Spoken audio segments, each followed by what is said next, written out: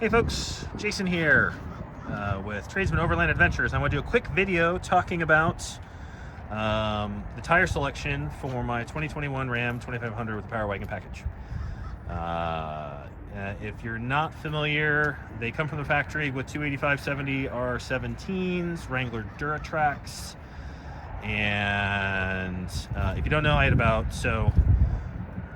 high 12,000 miles on the tires, and I want to go for something bigger. You're all familiar, probably if you watch this channel, you're all interested, that Power Wagons from the factory, I think, end up looking goofy because the tires are so small. And there's a lot of stories out there as to why they are small. Maximum articulation, they already had a deal with Goodyear to get a lot of the Wranglers for the Jeeps. Whatever, they were fine tires. They were a little loud, but I wanted something with a little bit more ground clearance.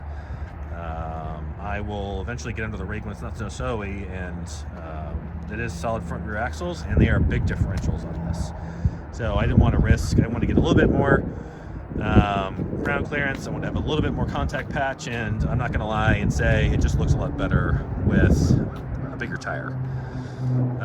Why didn't I go with true 35s or 37s in lieu of the 315/70 R17s that I went with? One was fuel mileage. You don't go this is not an efficient vehicle, but that doesn't mean I want to make things 100% worse, and I wanted to keep the transmission happy. And running 37s, I mean, I'd have to get different wheels, which I didn't want to do at this time.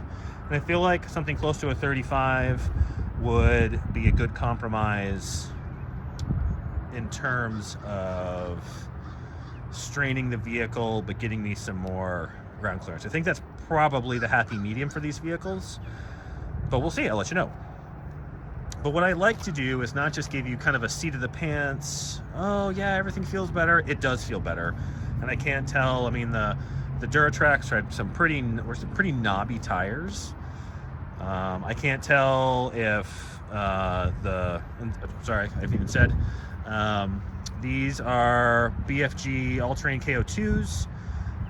It wasn't my first choice, but given what's available right now, which is not much, it's what I went with. Obviously, they're not bad tires, but you don't hear from them going on big rings as much. So the Duratracs were D-rated in terms of payload. These are E-rated. I wanted to have that. Obviously, it's a pretty big girl for a truck. 315/70 R17s, and BFGs tend to run a little small. So they're 34.3 inch, depending on how you have it aired up. I had General Grabber ATXs on my Excursion, which is about the same size or heavier than this rig, and I love those tires. Unfortunately, for whatever reason, either they're remanufacturing them or what, you can't find them anywhere. So I wanted to go with that. I was bouncing around between going with a true 35-inch tire, more metric, a lot easier to find the metrics. You save a little bit of money. Nick Mango had a great video talking about some different options. For 17s, your options are a little different than an 18-inch wheel, which a lot of 2500s come with from the factory, unless you're going up in the upper trim scales. So these ended up running me about $1,750. I think they look great. In terms of, sorry for the wind, on-road performance, they're a lot smoother, they're a lot quieter. I wanted to try to find like a sound, a decibel measuring app. It just didn't happen. And I had to have them installed, but they are quieter. But I did want to talk about fuel economy impact. So I actually did a TFL. I'm sure all of you kind of watch TFL. They have their mileage loop. And so I wanted to do a before and after mileage loop with the Duratracs and with the BFGs. So I did one that was, it's an 85-mile loop. You go out Route 66, if you're familiar with the DC metro area, and you go out towards 81 and you loop back. So it's not flat. There are some hills, but I just set it, before I changed the tires, I just set it on cruise for either 65 or 70 miles an hour. And this rig with about 12,000 miles on it, so the engine's broken in, 65 miles an hour, 85-mile loop, 16.3 miles per gallon, hand calculated, not trip computer calculated. For 70, I thought it was going to go down quite a bit. It only went down to 16.2. So it's kind of a negligible difference at 65 or 70 miles an hour. Cruise control set, 85 miles an hour, not a lot of stop and go, obviously freeway. For me, I knew that I would probably take a little bit of a hit fuel mileage going from the barely 33s to the not quite 35s. But I was surprised on just how much of a dip it took. So 65 miles an hour with the BFGs, 15.3. So I lost a full mile per gallon. And at 70 miles an hour, 15 flat. So pretty close to a mile per gallon, a little bit more than a mile per gallon once you get up to 70. They're quieter, they ride fine, they don't wander over the road, but just be prepared if you're thinking of doing this. I just want people to be forewarned out there. And this is the tires have 500 miles on them. So I will continue to update the channel to see how things progress. This does not mean that I'm not happy with the tires. It's just, this is what you should expect.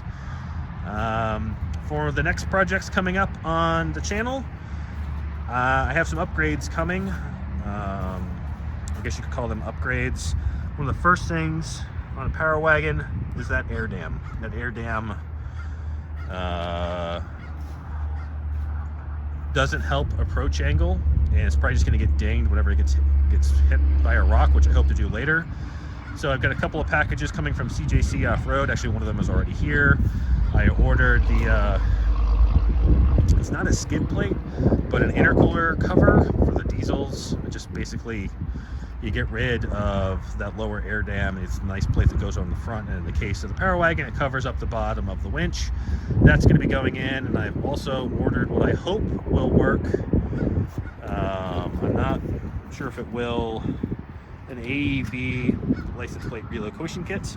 That'll be the next project for the vehicle, God willing. And hopefully we'll do that when the weather improves soon. So I'm just going to wrap this up here. Initial thoughts: BFG TA K02s, all-terrain K02s.